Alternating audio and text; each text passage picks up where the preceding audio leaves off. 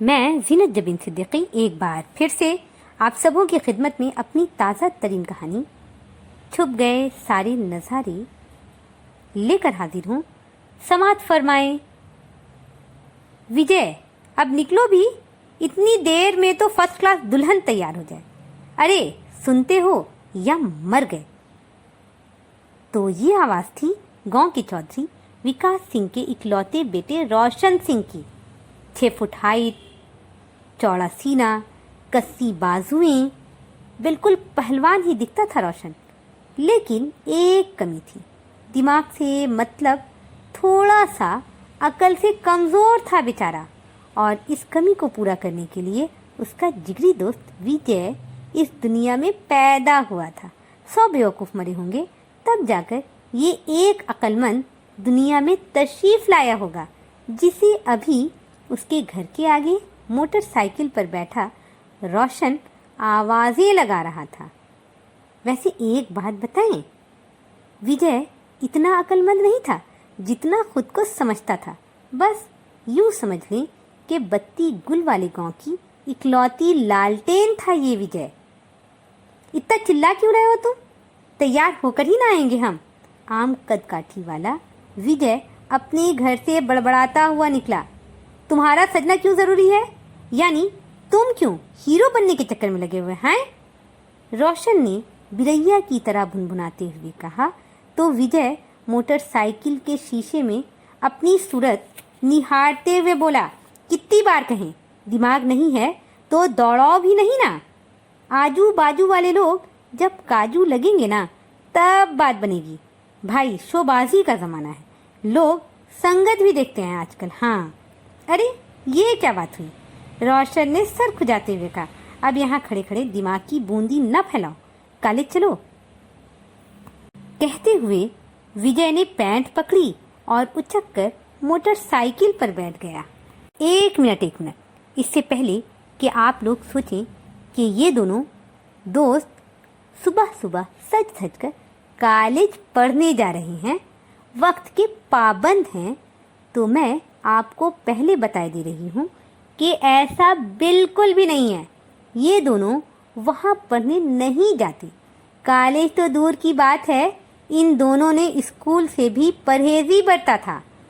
रोशन लटकते लटकते 10वीं फेल और विजय 12वीं। अब बात कुछ ऐसी थी कि कॉलेज के गेट के ठीक सामने रोड के उस पार एक नर्सरी थी। वो नर्सरी हर सुबह 8 बजे खुल जाती और यही वक्त था जब उस नर्सरी की मलिका, यानी जिसकी ये नर्सरी थी, वो खुद पौधों को एक एक करके नर्सरी में सजाती, उसमें पानी डालती और आने जाने वाले ग्राहकों की औभगत भी करती रहती। होंठों पर गहरी सी मुस्कान, आँखों पर डे नाइट चश्मा और सलीके से पहनी हुई साड़ी में वो बहुत खूबसूरत नजर आती थी।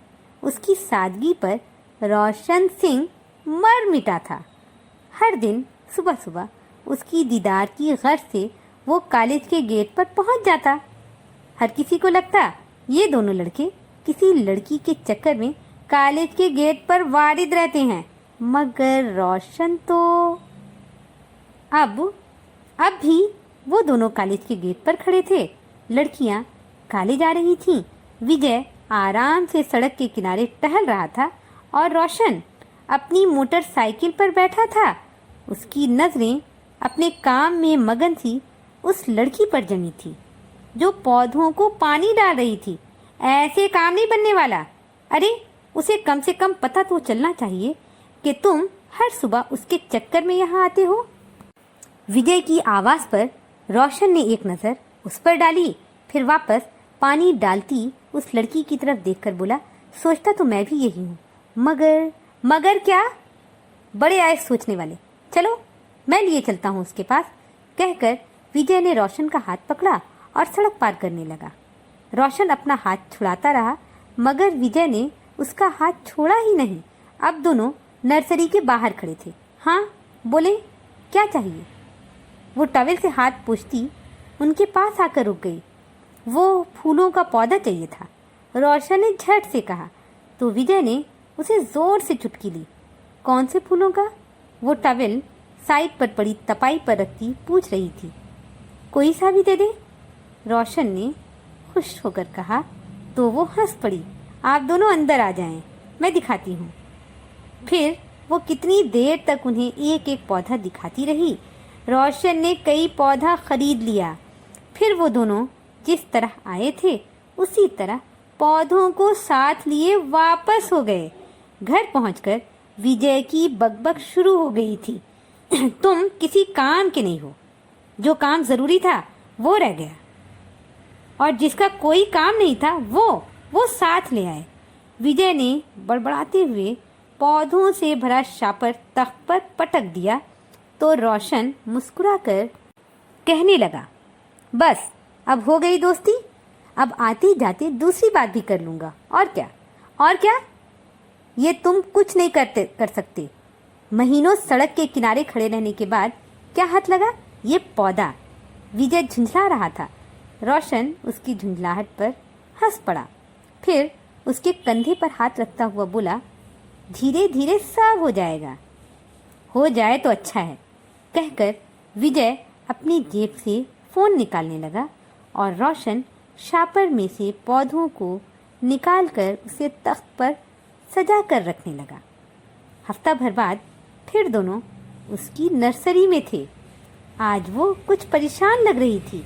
आंखों पर चश्मा था पर चमक नहीं।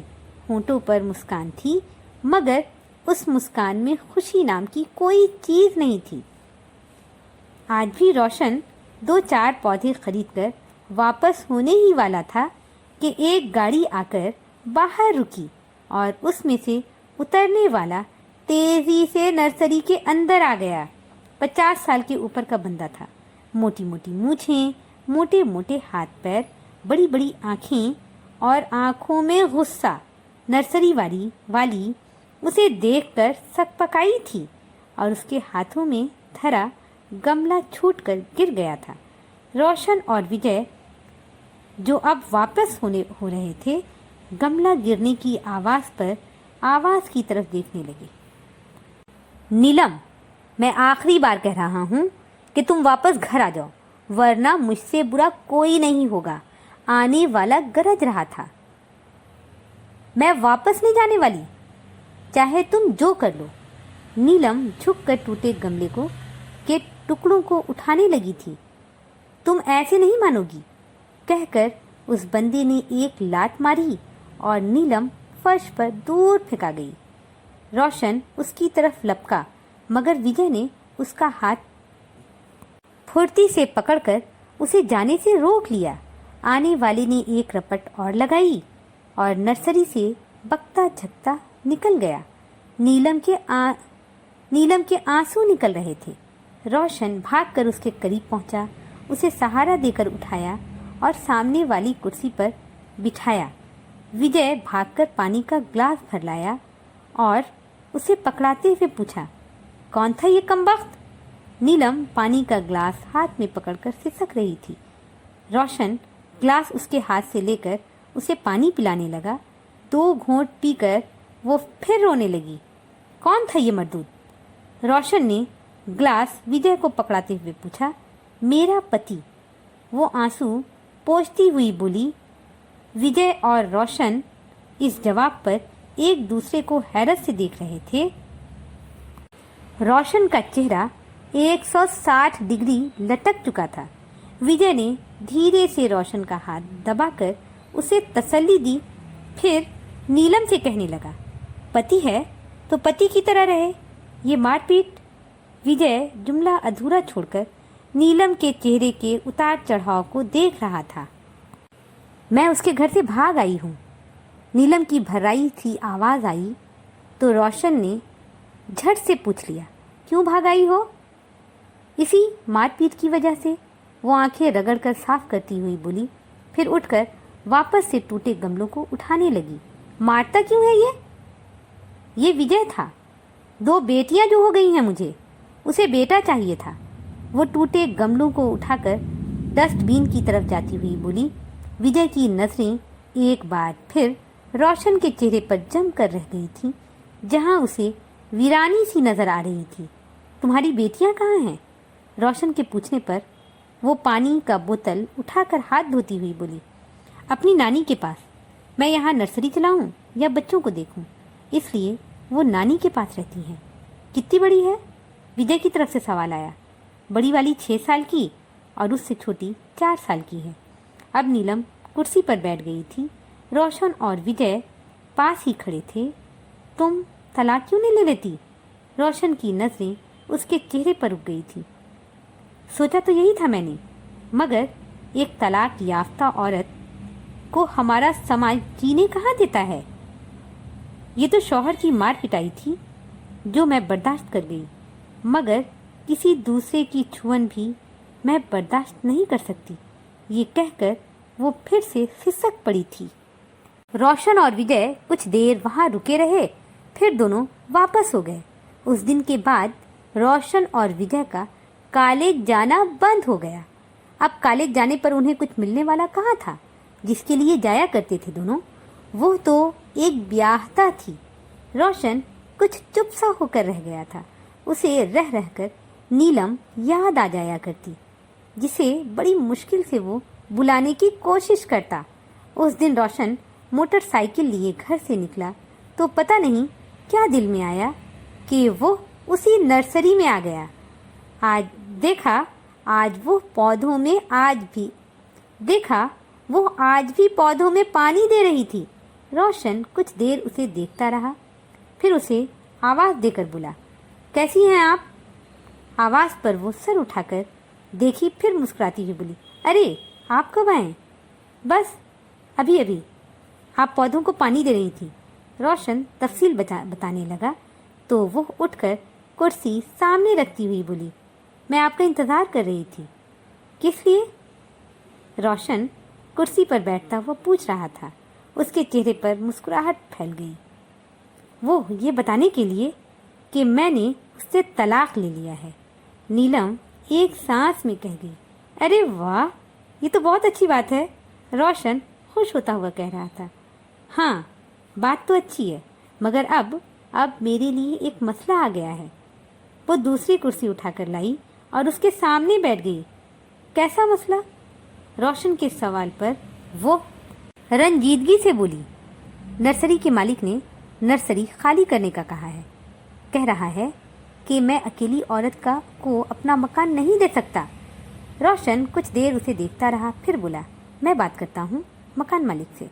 हाँ, मैं भी यही चाह रही थी कि तुम ज़रा बात करके देख लो। फिर वहाँ से उठकर रोशन सीधा मकान मालिक के पास ही गया था। मकान मालिक ने एक न सुनी, बस यही कहता रहा कि मकान खाली करनी ही पड़ेगी, साल भर का किराया भी बाकी है। वैसे भी अकेली औरत का क्या भरोसा। फिर रोशन ने ही मकान का किराया चुकता कर दिया। फिर रोज रोशन नर्सरी आने लगा।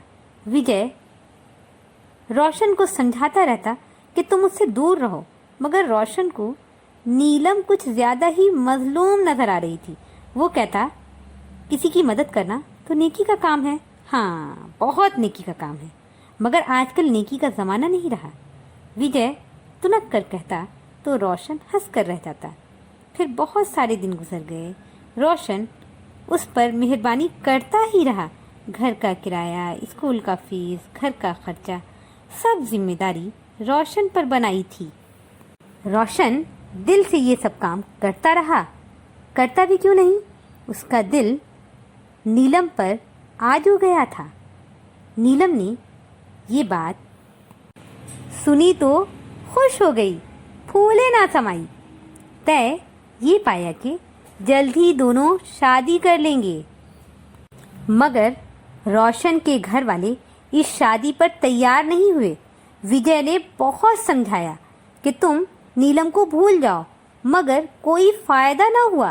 रोशन ने छुपकर शादी करने की ठान ली और एक रात रोशन अपने घर से माँ के जेवरात और पैसे लेकर भाग निकला। नीलम बहुत खुश थी। दूसरे दिन सुबह उन दोनों को वहाँ से भाग निकलना था, 1-2 महीने बाद फिर वापस से आने के लिए। रात खाना खाकर रोशन सोया तो सोता ही रहा। दूसरे दिन आंख खुली तो धूप फैल चुकी थी। रोशन हड़बड़ाकर उठ बैठा। इधर उधर देखा, कोई नहीं था। नीलम, वो आवाज़ देता। कभी किचन में तो कभी आंगन में जाता, मगर नीलम नहीं थी। वो भागकर कमरे में आया, अपना बैग उठाया। उसमें जेवर वाला डब्बा नहीं था। रोशन ने सर पकड़ लिया। आंखों के सामने अंधेरा छा रहा था। वो सोच रहा था कि नीलम कहाँ गई होगी कि तभी दरवाज़ा धड़ से खुला और विजय की आवाज़ आई। रोशन, कहाँ हो? रोशन! विजय, मैं यहाँ।